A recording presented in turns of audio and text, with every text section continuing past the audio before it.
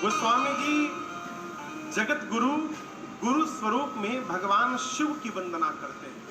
कौन? भगवान शंकर, जो नित्य बोध में अवस्थित रहते हैं। बोध जानते हैं क्या है? बोध, बोध पता है क्या? बोध, बोध कहते हैं क्या नित्य है और क्या अनित्य है, जिसको ये पता चल गया वो बोध में है। बोध जथारथ वेद पुराण। नित्य क्या है? ये भगवान का नाम ही नित्य है, भगवान का भजन ही नित्य है। नित्य यानी सदैव रहने वाला। और इसके बाद जितना आप देख रहे हैं ये कुछ भी रहने वाला नहीं है, सब एक ना एक दिन छूटकर समाप्त होने वाला है। जो इस भाव में सदैव अवस्थित है, कौन? भगवान शंकर। बुरा मत मानिएगा, जीव को पता चल जाए कि हमारे बगल में जो पड़ोसी आए हैं ये बहुत बड़े ऑफिसर हैं और इनके साथ संबंध बना के रखेंगे तो हमारा आगे का काम बनता रहेगा, तो जीव सवेरे शाम हाजिरी लगाता है। और भाई साहब कैसे? सोचा एक बार हाल चाल ले लो। क्यों? जानता है इनके साथ रहेंगे तो हमारा काम बनता रहेगा। शंकर भगवान भी जानते हैं कि संसार में भगवान का भजन ही एक ऐसा है जो कभी समाप्त नहीं होने वाला। इसलिए शंकर भगवान सदैव दिन रात तुम पुनि राम राम दिन राति,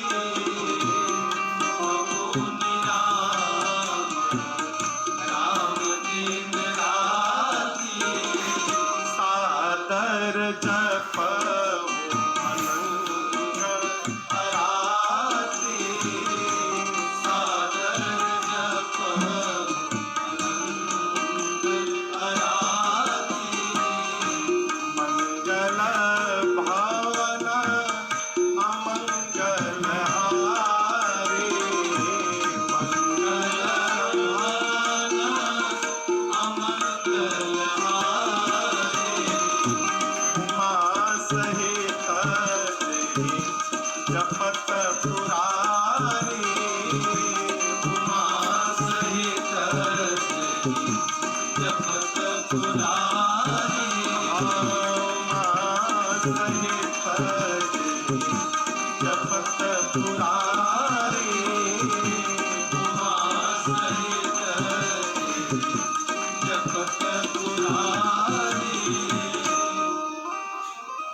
बाबा भी जानते हैं कि किससे काम बनने वाला है, इसलिए सदैव भजन में ही लगे रहते हैं।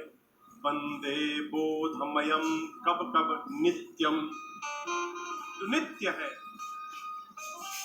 भगवान शंकर जो गुरु स्वरूप में है, उनको मैं बार बार उनकी वंदना करता हूँ। कौन शंकर? यमाश्रितो ही वक्रोपी चंद्र सर्वत्र वंदते। अभी कल ही रात में एक चर्चा चल रही थी, ऐसी कथा संतों के मुख से मैंने सुनी है कि चंद्रमा राहु के डर से दौड़कर भगवान शंकर की शरण में गए। बाबा त्राहि माम बचाइए मुझे, राहु दौड़ा रहा है।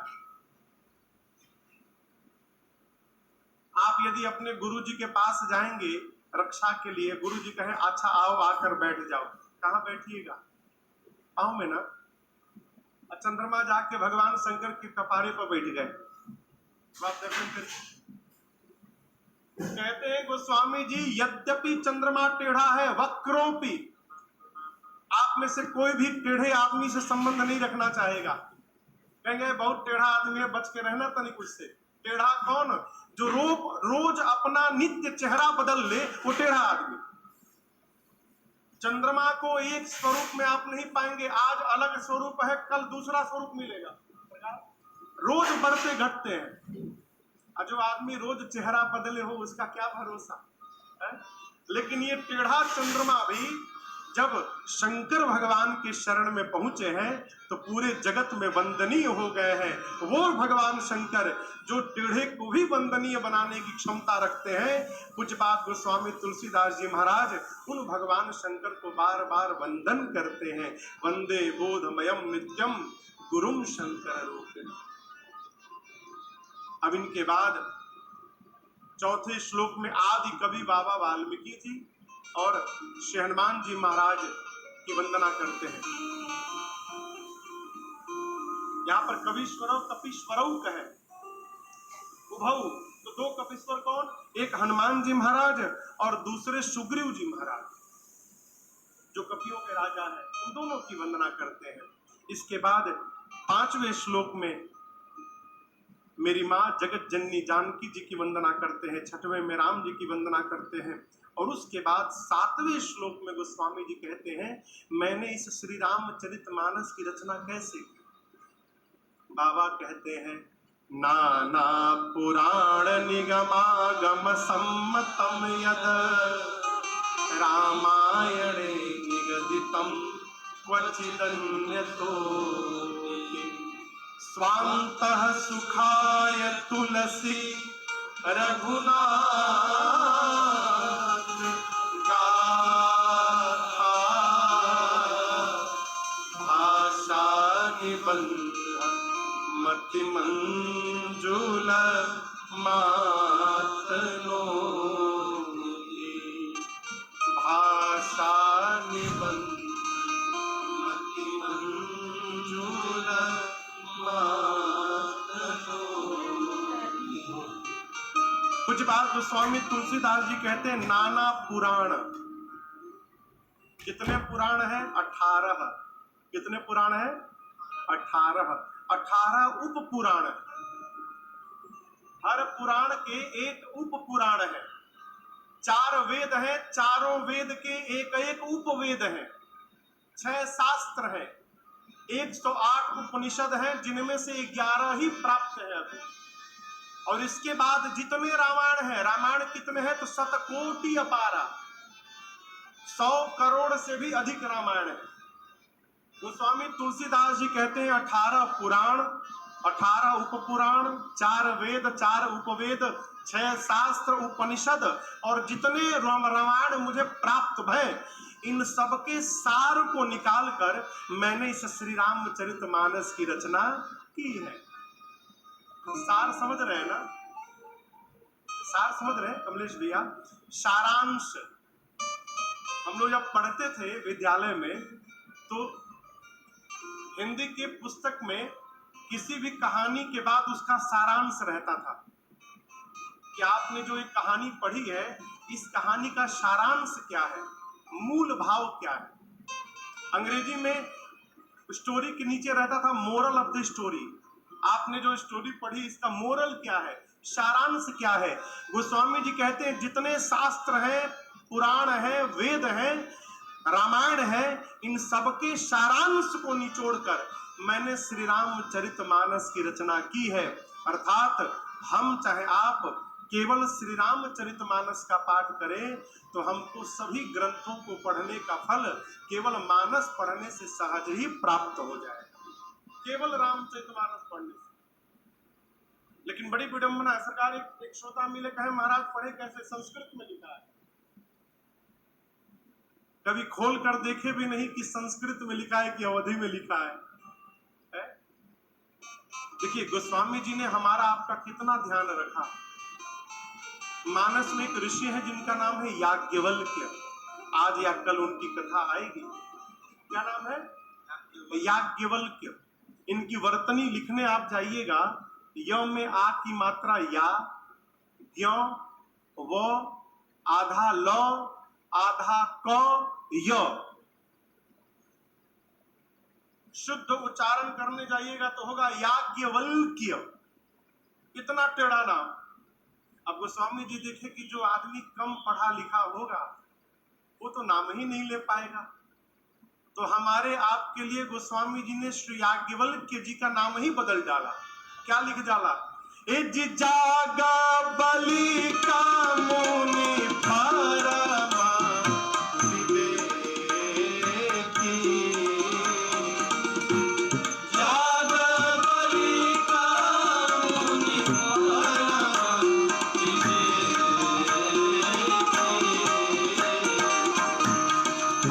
भरद्वाज राखे पद की,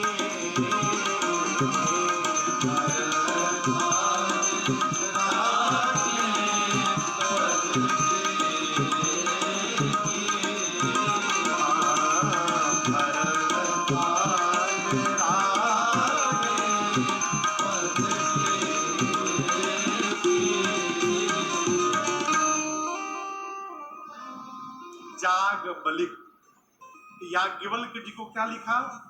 जागबलिक। कितना सीधा नाम कर दिया हो। जानते हैं गांव के लोग ना, आपका भले कुछ भी नाम हो, गांव के लोग अपना अलग नाम बना लेते। सरकार, हमारे गांव में एक बिटिया है, उसका नाम है ऐश्वर्या। उसका नाम ऐश्वर्या है, लेकिन कोई भी गांव के लोग उसको ऐश्वर्या नहीं बोलते। पूरा गांव उसको ऐश्वर्या ऐश्वर्या बोलता है। गांव के लोग अपना अलग नाम बनाते हैं। स्टेशन को टीशन बना लेते हैं। गांव में पढ़े पढ़े लोग टीशन बोलते हैं, ट्यूशन को टीशनी बोलते हैं। गोस्वामी जी सोचे याज्ञवल्क्य तो कोई बोल ही नहीं पाएगा, इतना टेढ़ा नाम है। गोस्वामी जी ने नाम बदल दिया, किसके लिए? हमारे आपके लिए। और याज्ञवल्क्य जी को जागबलिक बना दिया। अब इतना सरल कहीं होगा? आप बताओ। इस मानस को पढ़ा जाए, लाल कपड़े में बांधकर और सुबह शाम अगरबत्ती दिखाने से कुछ होने वाला नहीं है। इसको खोलकर और कम से कम एक दोहा नहीं, एक दोहा एक चौपाई पढ़िए, लेकिन नित्य पढ़िए और अर्थ के साथ पढ़िए कि क्या कहा जा रहा है। गोस्वामी जी ने रचना की, क्योंकि स्वांतः सुखाय तुलसी रघुनाथ गाथा, भाषा निबंध मति मंजुल मातनो। कई महापुरुष कहते हैं स्वांतः सुखाय, अर्थात अपने अंतःकरण के सुख के लिए गोस्वामी जी ने रचना की। ये भी सही है। हमारे पूज्यपाद गुरुदेव भगवान जगत गुरु रामानंदाचार्य श्री तुलसी पीठ भगवान कहते हैं, बेटा यहां पर गोस्वामी जी ने स्वांतः कहा तो स्व के 4 अर्थ हैं।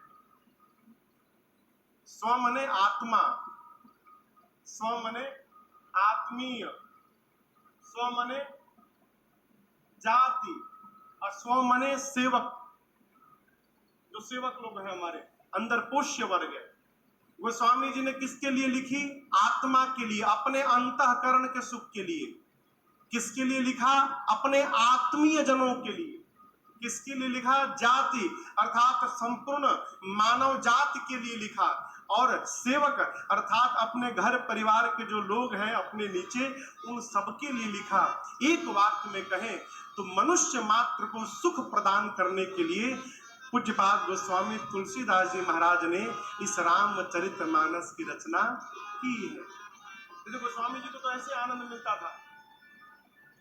जो गोस्वामी जी कथा लिखे हैं वो तो कथा जानते ही थे, तो अपने आनंद के लिए उनको लिखने की क्या आवश्यकता है? शंकर भगवान कहते हैं ना पार्वती जी से कि देवी आपने जो प्रश्न किया और कहती हैं कि आप मुझे मोह है, मेरे विचार से आपको कोई मोह नहीं। मैं आपकी चतुराई समझ गया देवी, आप संसार के हित के लिए आपने मेरे से प्रश्न किया है। क्यों आप प्रश्न की हैं? मैं आपको कथा सुनाऊंगा और मेरे कथा गाने से कहत सुनत सब कर हित हो। यदि मां पार्वती भगवान शंकर से प्रश्न न पूछती तो आज राजन आपको बैठकर ये कथा न सुनाता।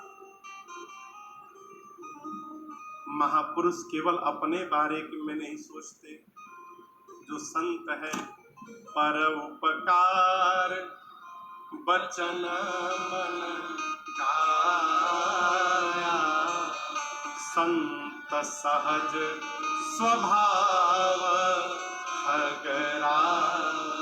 संत का अपने लिए कुछ नहीं होता, क्षमा करिएगा, और जिसका अपने पर केंद्रित है वो कभी संत कहला भी नहीं सकता, वो संत हो ही नहीं सकता।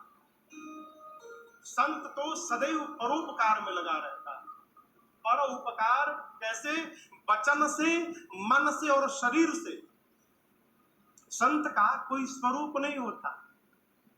राजन तिलक लगा लिए, चुटिया बढ़ा लिए, जय हो, ये सफेद कपड़ा पहन लिए, तुम संत हो गए, जरूरी नहीं है, जरूरी नहीं है। वो भाई बाप, संत का स्वरूप नहीं होता, संत का स्वभाव होता है।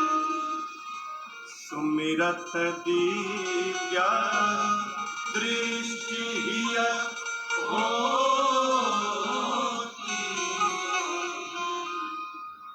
दिव्य दृष्टि का संबंध नेत्र से नहीं है माई बाप, दिव्य दृष्टि का संबंध हमारे हृदय से है। पूज्यपाद गोस्वामी तुलसीदास जी महाराज कथा प्रारंभ किए और सबसे पहले अपने सद्गुरुदेव भगवान के चरण में जो रज लगा है उस रज की महिमा गाते हैं। चरण छोड़िए, चरण में जो रज है उसकी क्या महिमा है। कहते हैं जो जीव अपने सद्गुरुदेव के चरण कमल के रज का सेवन करेगा उससे क्या होगा, सुरुचि सुबास सरस अनुरागा, चार बढ़ जाएंगे, चार बढ़ेंगे। क्या, सुरुचि, सुरुचि समझते हैं, सुरुचि, रुचि माने चाह, असुरुचि यानी सुंदर चाह। जो अपने सद्गुरुदेव भगवान के चरण रज का सेवन करेगा उसकी रुचि सुंदर हो जाएगी। और याद रखिएगा, रुचि से ही वैकुंठ मिलेगा और रुचि से ही हमारा पतन भी होगा। हमारी चाह कैसी, हमारी रुचि सुंदर कैसे होगी, तो सद्गुरुदेव के चरण रज की कृपा से सुंदर होगी। सुरुचि, सुबास, सुबास कहते सुगंध को। एक बात कहें, बुरा नहीं मानेंगे ना, कहें, सामुद्रिक शास्त्र में ऐसा कहा गया है, हमारे शरीर के गंध से हमारे जीवन का पता चलता है।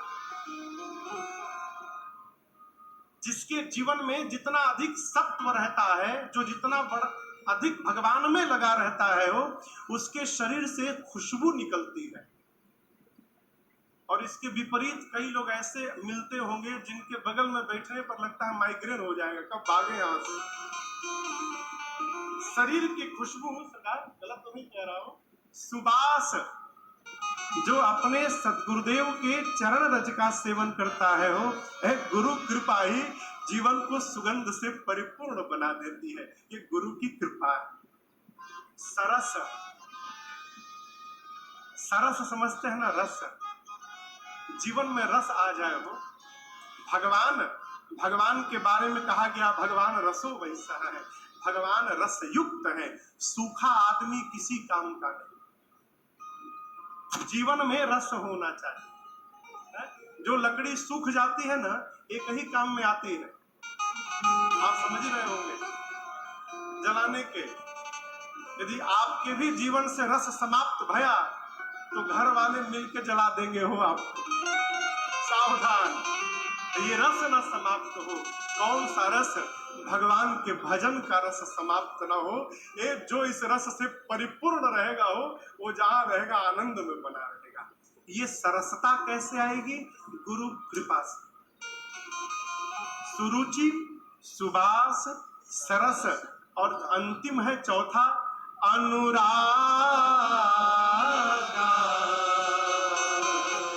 अनुराग बढ़ी जाए। अनुराग समझते हैं, अनुराग, कमलेश भैया अनुराग समझते हो? बेटा बेटी, भाई बहन, माई बाप, पति पत्नी, इनमें जो आप प्रेम करते हो ना, इस प्रेम का नाम है राग। क्या नाम है? राग। और इनमें प्रेम करते करते छोड़ना नहीं है। कई लोग कहते हैं महाराज इनको छोड़ के सीधे लग जाए, संभव है क्या? उसके लिए विरक्त महापुरुष जन्म लेते हैं, जन्म से होते हैं, अलग से किया नहीं जा सकता। आप बताओ, जो 10 की परीक्षा पास नहीं करेगा वो 12वीं में जाएगा? जाएगा तो 2 नंबर से जाएगा। सरकार, मैं लखनऊ में था तो एक ब्रिज के नीचे गाड़ी खड़ी थी, तो ब्रिज के जो खंभे होते हैं ना गोल गोल, उस पर पोस्टर चिपका हुआ था। तो गाड़ी रेड सिग्नल पे गाड़ी खड़ी थी, मैं बैठा था आगे, तो उस पोस्टर को पढ़ने लगा। उसमें लिखा था 10वीं फेल सीधा 12 पास करें। लिखा था जो 10वीं फेल है 10 नहीं सीधे 12 पास करे। तो बगल में भाई साहब बैठे थे पीछे, हमने कहा भाई साहब ये कैसे संभव?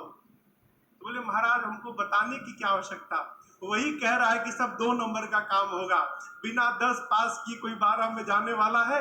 उसी प्रकार बिना राग में लिपटे कोई अनुराग तक पहुंचने वाला नहीं है। इससे नहीं पढ़ना कि इनको छोड़ दे, छोड़ना नहीं है,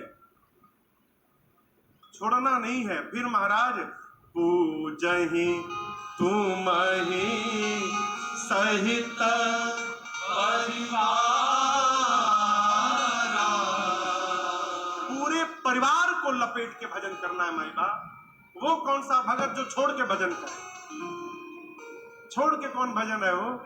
भजन तो तब माई बाप जब हमारे भजन के प्रभाव से घर में जो भजन न करता हो वो भी भगवान के भजन में लग जाए, ये जाकर जीवन सबको लेकर। राग परिवार का प्रेम राग और भजन के प्रभाव से यही परिवार का प्रेम जब भगवान के सगुण रूप में प्रवेश कर जाता है, जैसा प्रेम परिवार से करते थे वही प्रेम भगवान में लग जाए सगुण रूप में, तो यही राग अनुराग कहलाता है। राग क्या बन गया? अनुराग, भगवान के सगुण भाव में। फिर भजन प्रारंभ भया। अब भजन करते करते करते करते एक वो समय आएगा फिर मंदिर जाने की आवश्यकता नहीं रह जाएगी। जहां बैठिएगा जिधर देखिएगा वहां वही दिखाई पड़ेगा। ये क्या है? अनुराग ऊपर पहुंचकर वैराग्य में बदलता है, फिर साकार से निराकार में प्रवेश कर जाता है। ये अनुराग से क्या होगा? मानस का न्याय है। भूत भावन भगवान शंकर कहते हैं गरुड़ जी महाराज से, हे पक्षीराज, ये राम जी मिलहि न रघुपति बिनु अनुराग, मिलहि न रघुपति बिनु अनुराग। मैं नहीं बोल रहा, ये राजन नहीं कह रहे, ये हमारे भूत भावन भगवान शिव कहते हैं। शिव सूत्र है। जीवन में जब तक अनुराग नहीं होगा माई बाप तब तक राम मिलने वाले नहीं। आप वैराग्य में भी पहुंच जाओ लेकिन राम को प्राप्त करना होगा तो नीचे उतरना पड़ेगा।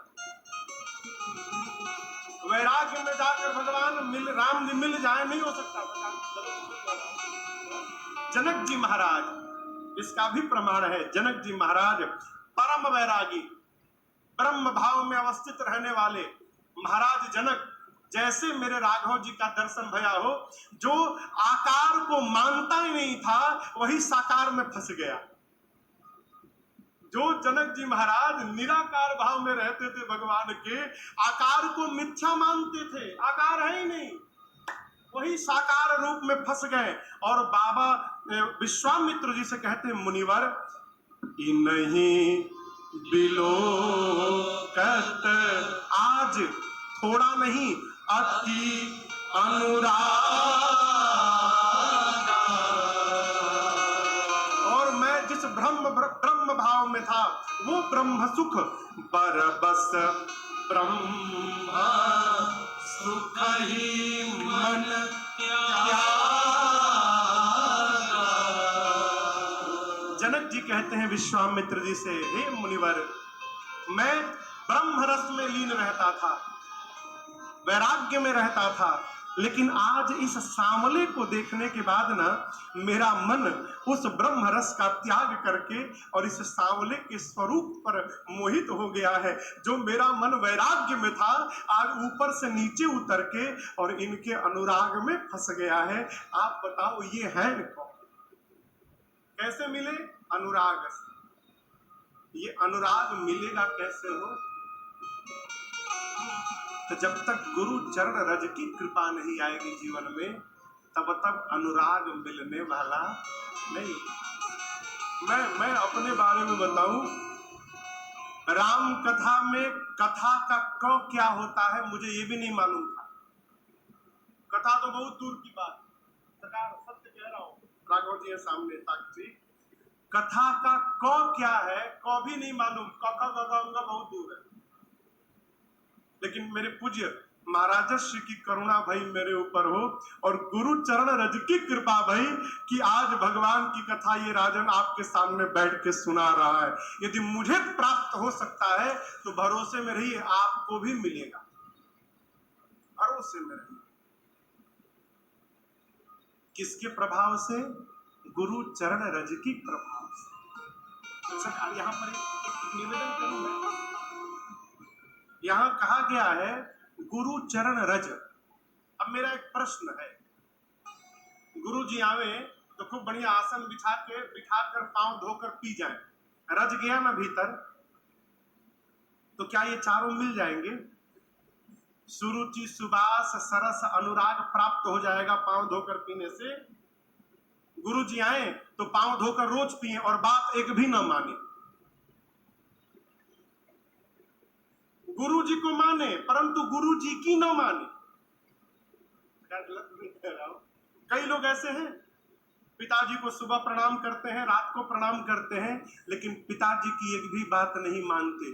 तो गुरु जी आवे तो गोड़ धोकर पान करें और गुरु जी की एक भी ना माने, तो क्या ये प्राप्त हो जाएगा? कदापि प्राप्त नहीं होगा। फिर महाराज ये जो कहा जा रहा है, यहाँ कहने का अर्थ है गुरु के मुख रूपी पद में, ये जो मुख रूपी पांव है, इस मुख रूपी पद में जो वचन रूपी रज लगा हुआ है, अर्थात जो गुरु आज्ञा है, जो अपने जीवन में गुरु जी की आज्ञा का पालन करेगा, उसको ये चारों प्राप्त होंगे। सुरुचि, सुबास, सरस, अनुरागा, उसी को प्राप्त होने वाला गुरु आज्ञा जरिए से। भाई बाप, जीवन में ऐसा कोई होना चाहिए जिसकी हर आज्ञा को हम आंख बंद करके पालन करें। हमको आज्ञा देने वाला कोई होना चाहिए, और एक बात कहे, हमको डांटने और मारने वाला भी एक होना चाहिए। क्यों? जिसके ऊपर कोई डांटने वाला नहीं है ना, वो उसको निरंकुश होने में समय नहीं लगता। क्षमा करिएगा, जीवन में किसी ना किसी का भय तो अवश्य होना चाहिए। भय बिनु होई प्रीत, भगवान राम कहते हैं बिना भय के प्रेम भी नहीं होता।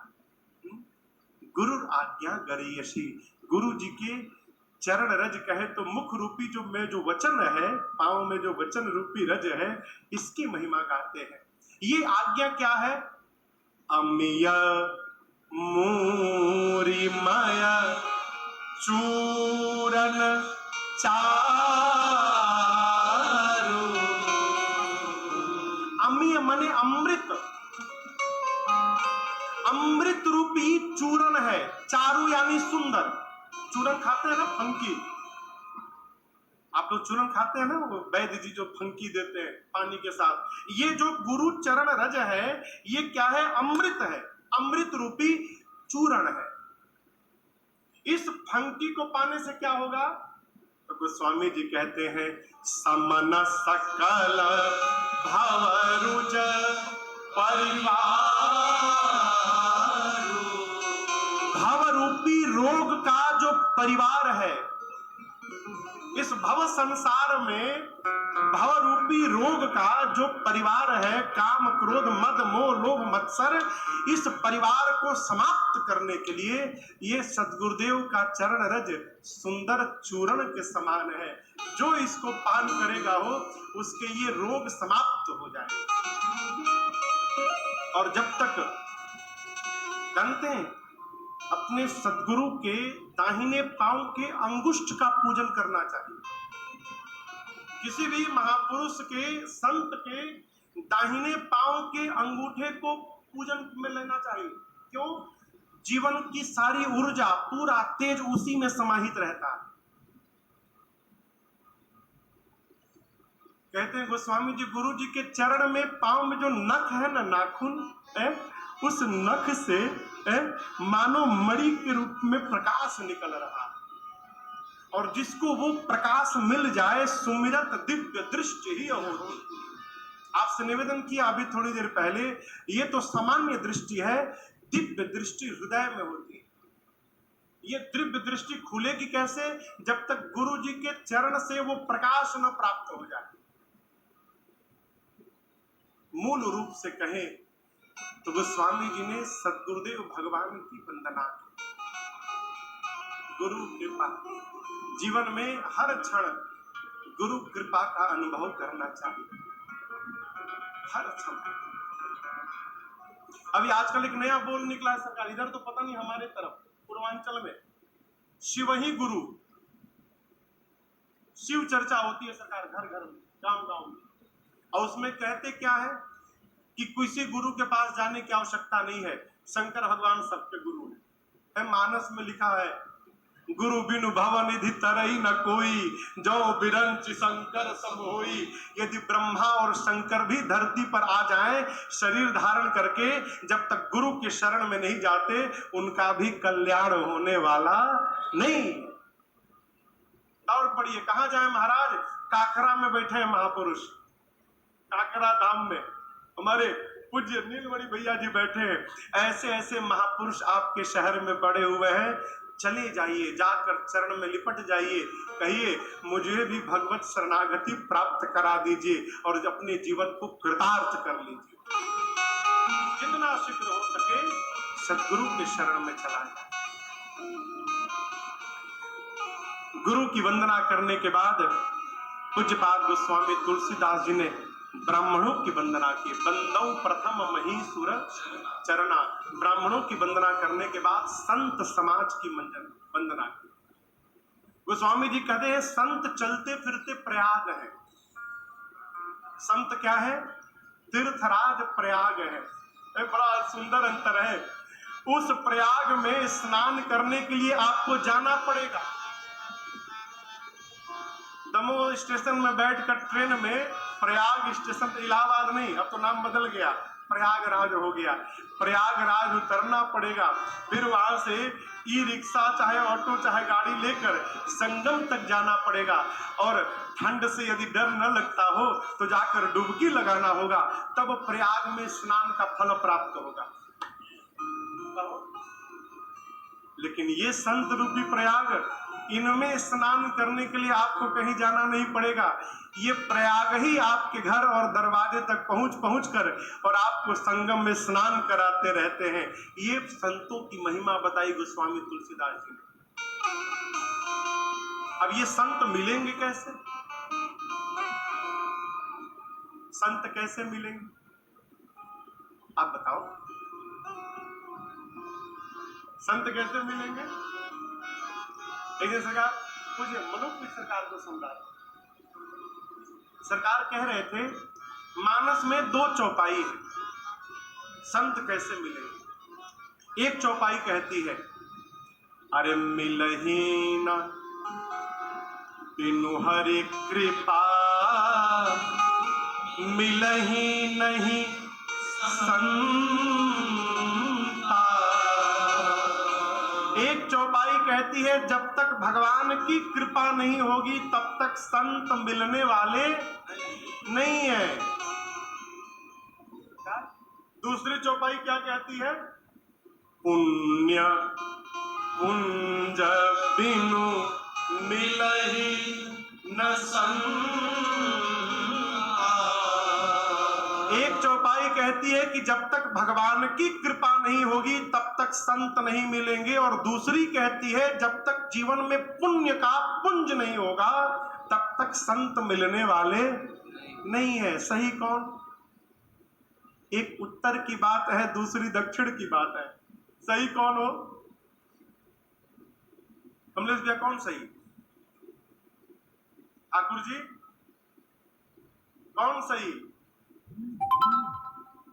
दोनों सही। अब आप कहोगे महाराज कैसे दोनों सही? एक में कह रहे हैं कि भगवान की कृपा नहीं होगी तो संत नहीं मिलेंगे, दूसरे में कहते हैं जब तक पुण्य पुंज नहीं होगा जीवन में संत नहीं मिलेंगे। दोनों सही, स्थान अलग अलग है। अब मैं आपको दर्शन कराता हूं। आप सब लोग बेकार लोग हैं ना, बेकार लोग हैं, आप लोगों के पास काम धंधा नहीं है, है? क्यों आकर बैठ गए यहां पर? अरे बहुत सारे लोग दमों में अपने नौकरी में लगे हैं, काम में लगे हैं, लेकिन आप भी काम वाले हैं, लेकिन आप आए नहीं हो, भ्रम से बाहर है ना, आप लाए गए हो। कौन लाया महाराज? आपके जीवन का पुण्य आपको घर से और दुकान से लाकर भगवान की कथा में बिठा दिया। जीवन में पुण्य होगा तो वो पुण्य ही आपको घर से बाहर ले जाएगा और संत के सामने लाकर बिठा देगा। पुण्य होगा तो आप जाकर संत से मिलोगे। यहां पर है पुण्य पुंज बिनु मिलही न संता। अब दूसरा स्थान क्या है? आप कहीं नहीं गए, घर में बैठकर शाम 6 बज गया, चाय पकौड़ी खा रहे हैं। शाम के समय में आप अपने घर में बैठकर आनंद ले रहे हैं और आपको कहीं जाना भी नहीं पड़ा, तब तक आपके घर का डोरबेल बजा और आप जाकर दरवाजा खुले तो देखे कि दरवाजे पर संत भगवान आके खड़े हैं। तो यहाँ आपका पुण्य नहीं, आप पर भगवान की कृपा भई, तब संत ने आकर आपको दर्शन दिया। यहाँ पर है बिनु हरि कृपा मिलही नहीं संता। भगवान की कृपा होगी तो संत अपने आप चले आएंगे और पुण्य का प्रताप होगा तो वो पुण्य आपको संत के दरवाजे तक पहुंचा देगा। विभीषण जी महाराज हनुमान जी के पास नहीं गए, गए का? विभीषण जी तो खूब बढ़िया बेडरूम में चकाचक सो रहे थे, और जैसे हनुमान जी महाराज सामने पहुंचे महल के, भवन एक पुण्य देख सुहा, क्यों? हरि मंदिर तहाँ भिन्न बना। एक सुंदर घर दिखाई पड़ा। हनुमान जी महाराज रुक गए।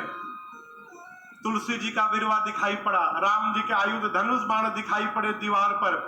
हनुमान जी सोचने लगे, लंका में भगवान का भगत आके बैठा है, यहाँ कहाँ सज्जन कर वासा, लंका में भगत जी आ गए।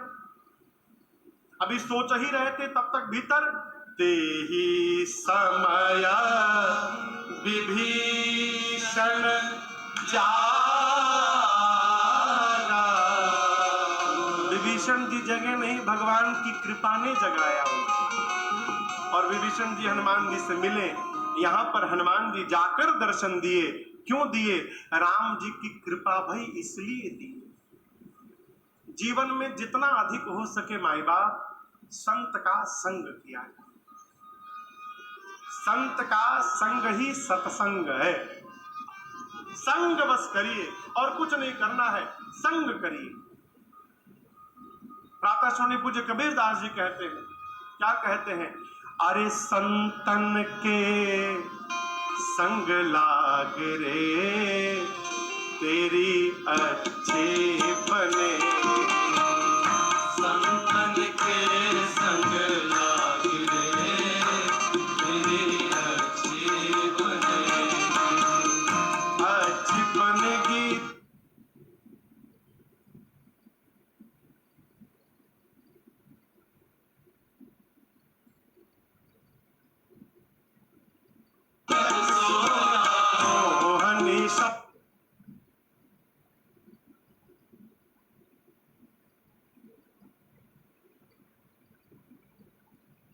कड़वा बोलता, मीठा बोलता है। मानस में जो कौवा है वो मीठा बोलता है? पूजा की ना अधिक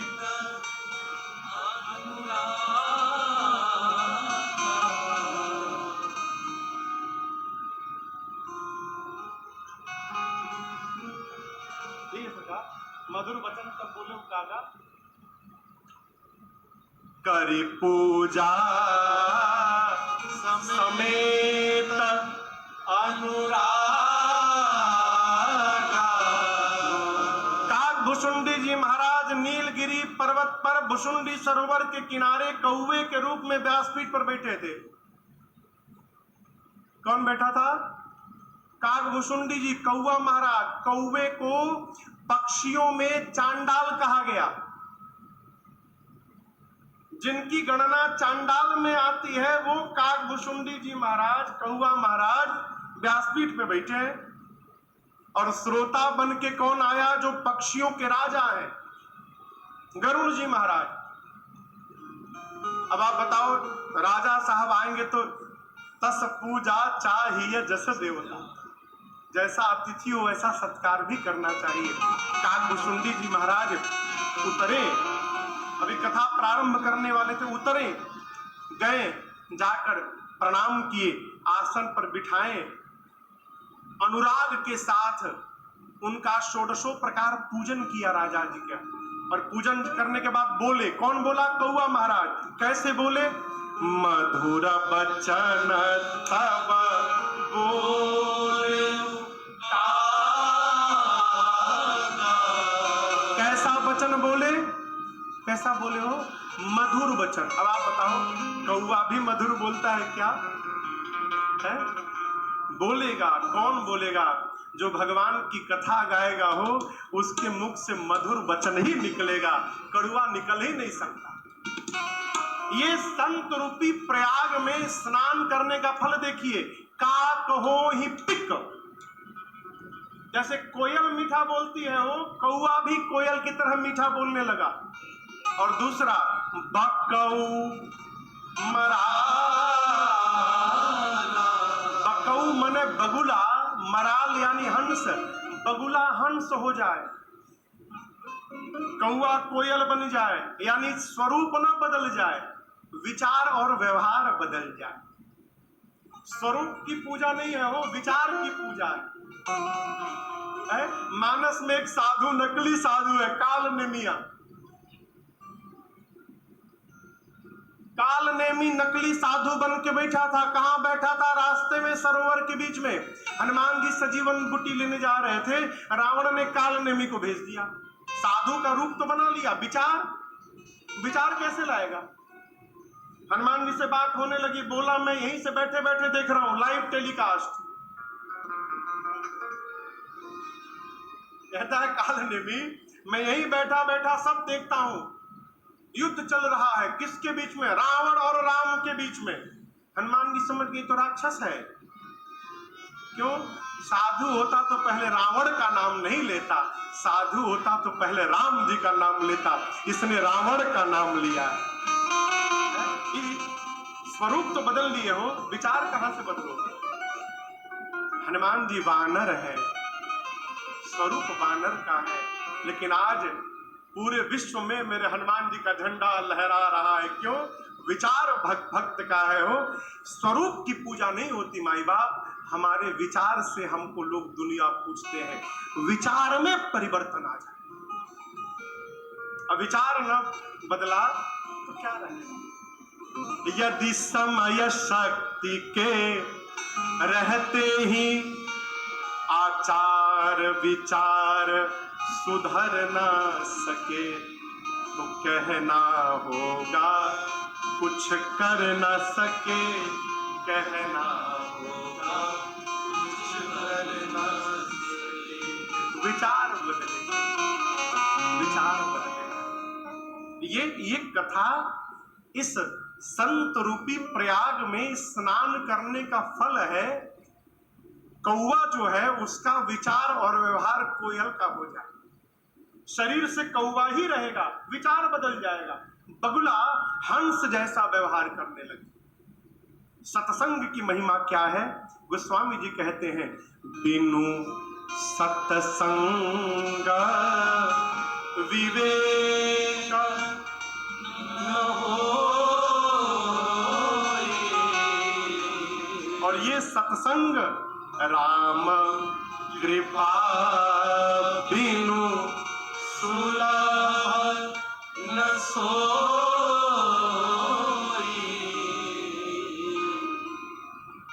आप कहोगे महाराज मेरा बच्चा बहुत बड़े विद्यालय में पढ़ता है, भारत का नंबर 1 का विद्यालय, 10,000 रुपया महीना का फीस है महाराज। तो इतने बड़े विद्यालय में पढ़ता है महाराज, वहां विवेक नहीं मिलेगा उसको, कदापि नहीं मिलेगा।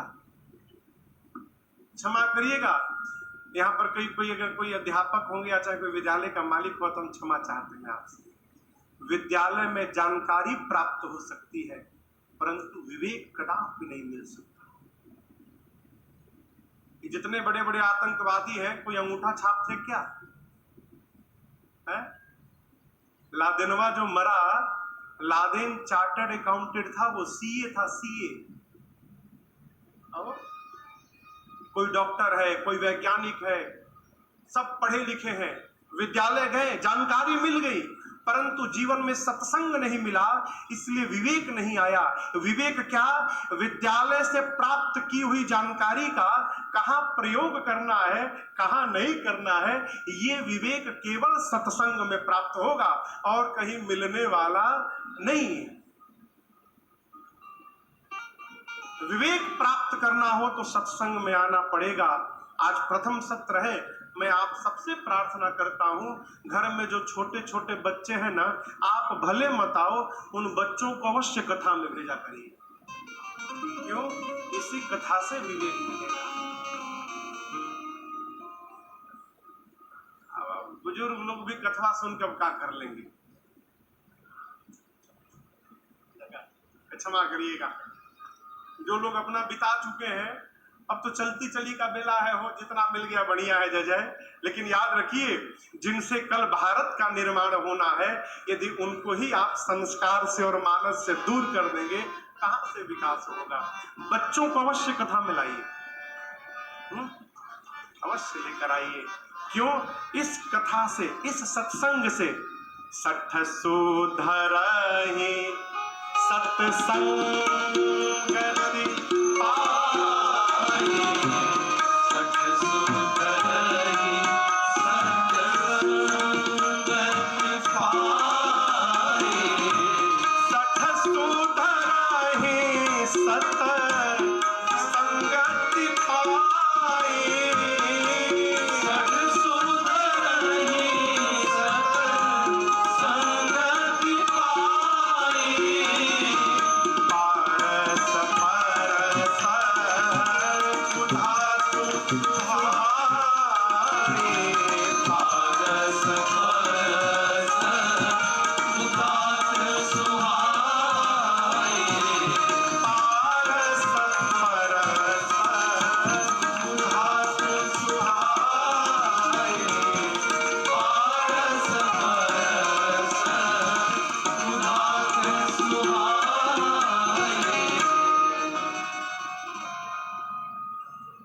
गोस्वामी जी कहते हैं सठ, सठ समझते हैं? सठ, सठ मने महामूर्ख, एक ही गलती बार बार करे। सठ मने वो मच्छर मारने वाली दवा आती है ना, हिट स्प्रे।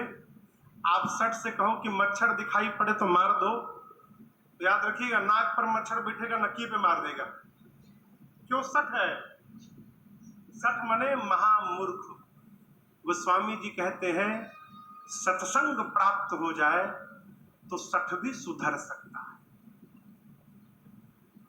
उदाहरण में महाकवि कालिदास जी, महामूर्ख थे हो, कितने बड़े कवि बने, महाकवि हो गए। सत्संग का प्रभाव कैसे? कहते हैं पारस परस कुधातु सुहाई। एक मणि है जिसका नाम है पारस मणि, आप सब भी सुने होंगे। पारस मणि को लोहे से स्पर्श कराया जाता है तो वो पारस मणि लोहे को सोने में बदल देता है। तो जिस प्रकार से पारस मणि के स्पर्श से लौह स्वर्ण में परिवर्तित हो जाता है, उसी प्रकार सत्संग के स्पर्श से मूर्ख भी विद्वान बन जाता है। ये सत्संग की महिमा बताई गोस्वामी तुलसीदास जी ने। लेकिन इन दोनों में एक अंतर है, छोटा सा। क्या अंतर है? पारस मणि लोहे को छूकर स्पर्श करके सोना तो बना देता है, लेकिन उस लोहे में ये गुण नहीं देता कि तुम भी जिस लोहे को छुओगे वो तुम्हारे स्पर्श से सोना बन जाएगा। केवल वो लोहा सोना बनता है।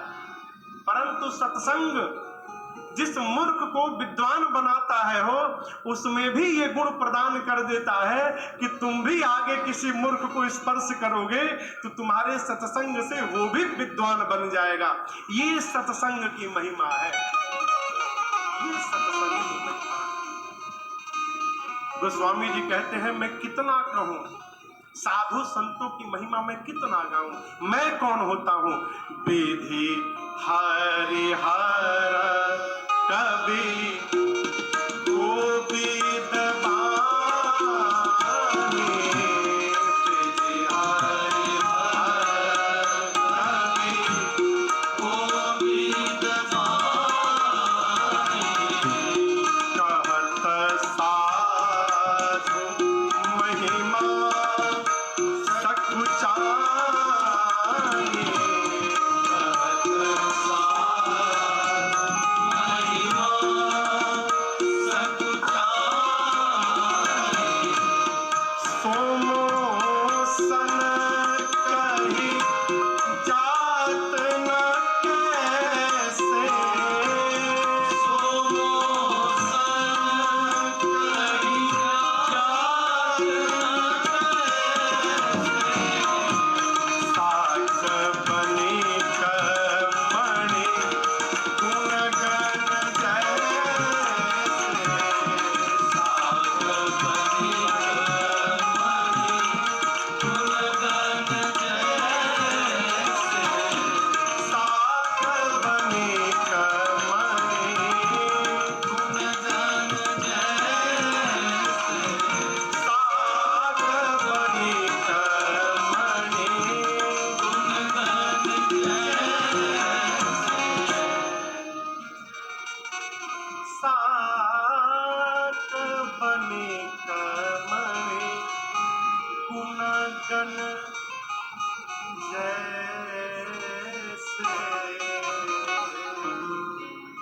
गोस्वामी तुलसीदास जी कहते हैं, मैं कौन होता हूं। ब्रह्मा विष्णु और महेश भी, सरस्वती भी है, कवि भी इन संतों की, साधुओं की महिमा गाने में संकोच करते हैं। जब ब्रह्मा विष्णु महेश इनकी महिमा नहीं गा पाए तो गोस्वामी जी कहते मैं कैसे गाऊंगा।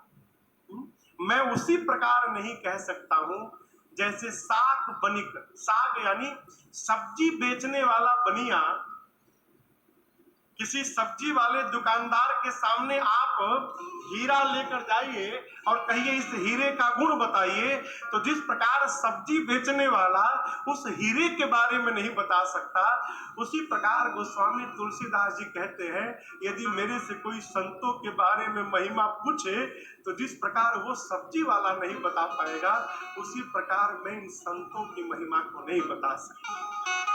इतनी अपार महिमा। मूल बात क्या है?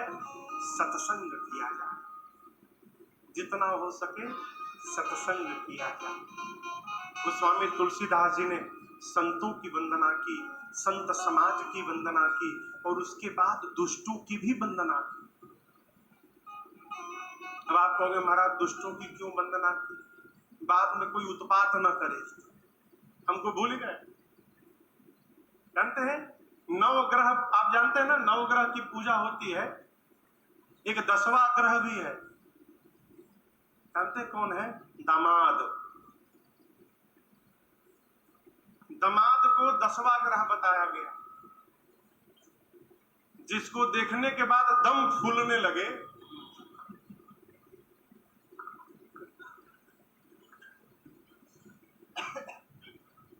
कई हम आपकी नहीं जानते, हम अपनी ओर की बताऊं, पूर्वांचल में कई लोग घर में भीगी बिल्ली बन के रहते हैं। ससुराल पहुंचते एकदम तांडव शुरू करते हैं, पूरा ससुराल उनसे एकदम त्रस्त। तो बुद्धिमान ससुर मालूम है क्या करते हैं? जो बुद्धिमान ससुर रहता है, घर में कोई शादी ब्याह का उत्सव हो और कोई खटपटिया दामाद आ जाए तो हमारे यहाँ न्योता लिखा जाता है। यहाँ भी सरकार रस्म होगा, वो जो देते हैं ना लोग लिफाफे में, तो डायरी कलम लेके और उसको लिखा जाता है कि अमुक ने इतना न्योता दिया, अमुक इस गांव से इतना ने, क्या क्या कहते हैं उसको, व्यवहार व्यवहार।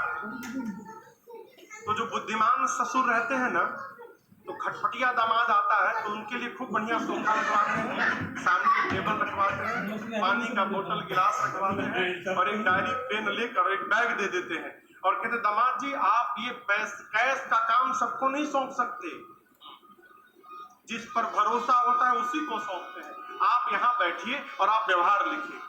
अब वो दामाद सोचता है मैं बहुत महत्वपूर्ण आदमी हूँ, क्यों कैश मेरे पास आ गए, मूर्ख ये नहीं समझता उसको फंसाया गया है। क्यों?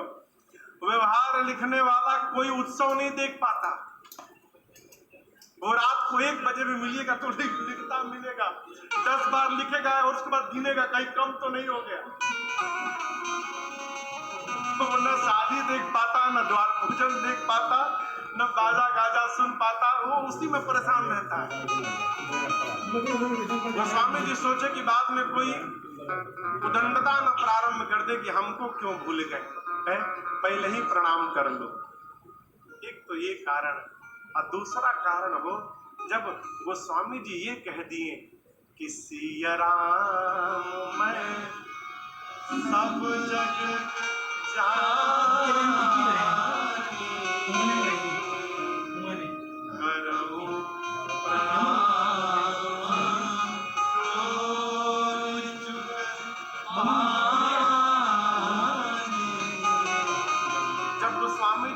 संसार को सिया राम मैं जानकर प्रणाम कर लिए हो, तो उसमें क्या साधु और क्या असाधु, गोस्वामी जी ने सबकी बतलाई।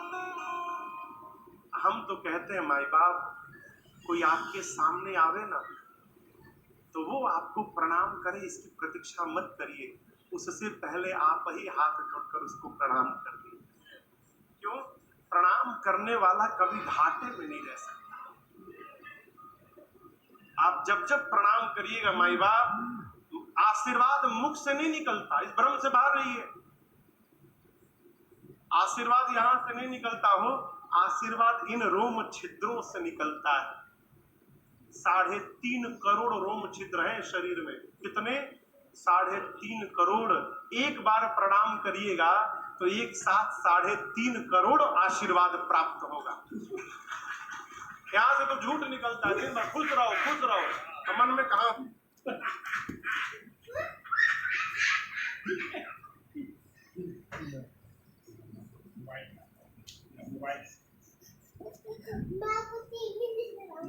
मैं तेरा टीवी चला दूंगा, मैं तेरा टीवी चला दूंगा।